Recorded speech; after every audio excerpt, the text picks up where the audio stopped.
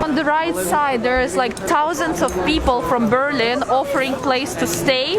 This is absolutely incredible. You just like enter the building and there are like thousands of people actually supporting, like, and they say they have like a saying on the paper in Ukrainian, in English, in Russian.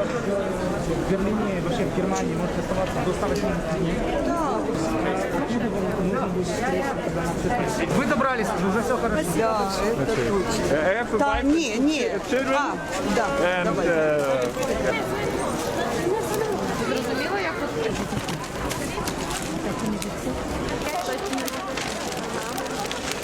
I was very scared and I had to get out from this hell, and now I'm here. I hope I'm in a safe place. The situation was very difficult because they were only evacuating women and children. So me as a man, I was not allowed to enter in the train or in the bus, so I had to walk about 30 kilometers on foot to access the border with a temperature of -3 degrees, so it was really horrible.